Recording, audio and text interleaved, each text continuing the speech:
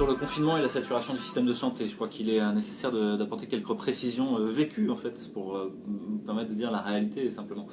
Euh, la doctrine ventilatoire en réanimation a été celle-ci, était de dire, donnée par nos tutelles, les chefs de service pompeux et prestigieux parisiens, et puis les sociétés savantes, la SFAR, la SRLF, a été de dire initialement, les patients, à partir de 6 litres d'oxygène, c'est très grave, il faut décapiter la gravité, donc il faut leur sauter dessus, leur mettre un tube dans la gorge, les mettre sur le ventre et les mettre sous respirateur artificiel. Je ne rentre pas dans les détails techniques, mais c'était à peu près l'idée globale qui était donnée aux cliniciens. Sauf que cette doctrine était absolument fausse. Et qu'au bout de à peine quelques jours et quelques patients, les cliniciens, ceux au lit du malade, ceux qui sont vraiment en train de traiter les gens, se sont rendus compte que c'est pas ce qu'il fallait faire. Qu'au contraire, il valait mieux laisser les gens en service, avec 15 litres d'oxygène, en chier un petit peu, mais qu'au bout de 5 jours, 70% de ces gens-là allaient doucement s'améliorer. Ils ne passeraient jamais en réanimation. Et puis qu'un certain nombre, 30% on va dire à la louche, allaient finir par passer en réanimation.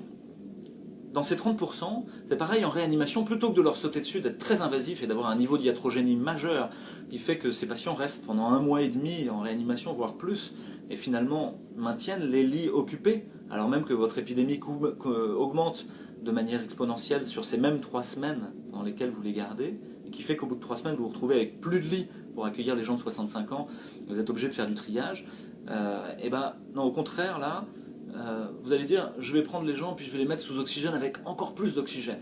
Ce qu'on appelle, nous, de l'oxygénothérapie à haut débit, qui permet de mettre 50 litres, 60 litres d'oxygène pur dans le nez des gens, et les laisser vivre ça de manière un peu difficile, mais en tout cas, au bout de 5-6 jours, eux aussi, ou allez, j'exagère, 5 à 10 jours, 70% de ces gens-là vont s'améliorer eux aussi, et sortir de réanimation, et libérer des lits.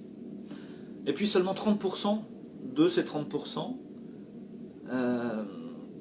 vont eux avoir besoin d'être intubés, ventilés, et d'avoir une réanimation beaucoup plus agressive et beaucoup plus iatrogène, avec beaucoup plus de complications. Ben, le fait de changer de stratégie a été envisagé d'emblée par les cliniciens. Et les gens d'Italie, les gens du Nord, les gens de l'Est, les gens de Marseille l'ont dit. Au bout de 2 ou 3 patients, ils ont dit en fait, ce que nous disent les dogmes et la doctrine ventilatoire des chefs de service, c'est faux. C'est pas ce qu'il faut faire. Parce qu'on rend les gens plus graves, parce qu'on emboucane les lits et qu'on ne peut plus prendre certains patients, qu'on se retrouve saturés. Et ben, ça a été rapporté aux tutelles.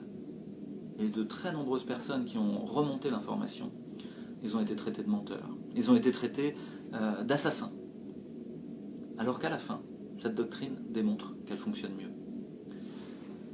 Quand est-ce qu'on va ouvrir le dossier sur la mortalité entre Marseille et Paris en réanimation? Quand est-ce qu'on va ouvrir le dossier 40% de mortalité à Paris, 17% à Marseille.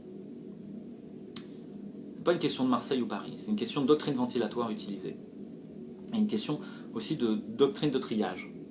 D'emblée, nous avons dit, voyons l'exemple de l'Est, de l'Italie, etc., on a dit, en fait, les patients de plus de 80 ans, il va falloir nous convaincre que ça vaut vraiment le coup. Les patients gravataires, en EHPAD, avec un cancer métastatique ou avec des maladies graves, ils vont plutôt être sous le dessous de la pile. Et puis on va prendre les autres. Ça ne va pas nous empêcher de les soigner, on va les soigner quand même, ces gens-là. On va leur donner des anticoagulants, on va leur donner de l'oxygène, on va leur donner des antiviraux dans la phase initiale. Mais il se trouve que dans la phase secondaire, on va aussi leur donner un traitement. Alors à Marseille, nous on a joué avec des molécules onéreuses pour faire plaisir au laboratoire. On a mis du Kineret, de l'anti-IL-1, pour immunomoduler dans cette phase d'orage inflammatoire, et ça a montré quelques résultats qu'on a publiés. Mais il y a d'autres équipes qui ont décidé de faire du tocilizumab à Paris. À mon avis, c'est une mauvaise idée parce que ça met une immunodépression qui va durer pendant plusieurs semaines et qui va faire qu'au bout de quelques semaines, vous allez faire une pneumonie bactérienne grave parce que vous allez guérir de la Covid, de l'orage inflammatoire de la Covid, mais vous allez faire une complication infectieuse derrière qui va vous emporter ou augmenter la morbidité, alors que l'anti-IL-1, le Kineret, est beaucoup plus malléable en fait, a une durée de vie beaucoup moins longue dans le sang et permet d'immunomoduler de manière beaucoup plus subtile. Mais finalement, il y a plein d'équipes qui ne se sont pas embêtées avec ça et qui ont juste dit dans cet orage inflammatoire, on va donner des corticoïdes, la base de l'immunomodulation, et en fait, ça a marché pareil. Donc je résume, un problème de doctrine ventilatoire qui a amené à intuber et ventiler des gens et à les aggraver et à augmenter leur durée d'hospitalisation, à augmenter la saturation des services de réanimation. Doctrine qui était fausse, puisqu'en faisant autrement, de manière beaucoup moins invasive, en laissant les gens tranquilles et en accompagnant leur maladie et leur guérison, on arrivait à beaucoup moins de morbidité, beaucoup moins de iatrogénie et une durée d'hospitalisation beaucoup plus faible, ainsi qu'un taux d'occupation des lits qui permettait d'être tout à fait raisonnable. La deuxième chose, c'est l'utilisation des thérapeutiques intelligentes, ce qu'on savait, ce qu'on a fait, c'est-à-dire globalement des antiviraux, anticoagulés, de l'oxygène, et puis une immunomodulation X ou Y dans la phase d'orage inflammatoire chez ceux qui ont un orage inflammatoire qui dérape.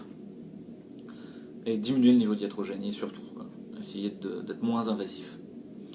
Et puis la troisième chose, c'est une doctrine de triage, c'est-à-dire d'accepter l'idée des militaires, de leur plan MASCAL, Mass Casualty, c'est-à-dire un flux saturant de victimes, et de dire, bah voilà, on va être saturé, il va falloir qu'on fasse du triage. Et ça nous a conduit à faire une réunion tous les jours avec les médecins qui étaient dans les services Covid, pour discuter de tous les patients qui étaient limites. Et dire, ok, celui-là il peut encore rester en service, et ne pas occuper un lit de réa. Celui-là il est âgé, etc., il va plutôt être sous le dessous de la pile. Mais si jamais il y a de la place, on le prendra. Et finalement, ça a permis d'excellents résultats. Et donc cette maladie, in fine, quand on la prend intelligemment en charge, n'est pas très grave. Éteignez la télévision, éteignez votre téléphone, renouez avec la vie, les gens autour de vous, sortez, discutez la politique sanitaire. Est-ce qu'il est légitime de mettre un masque aujourd'hui? Est-ce qu'il est légitime de faire peur à tout le monde avec les cas bénins? Je vous invite à ouvrir le débat public pour infléchir la politique sanitaire actuelle vers une politique sanitaire plus raisonnée, plus éclairée et plus proportionnée. Merci.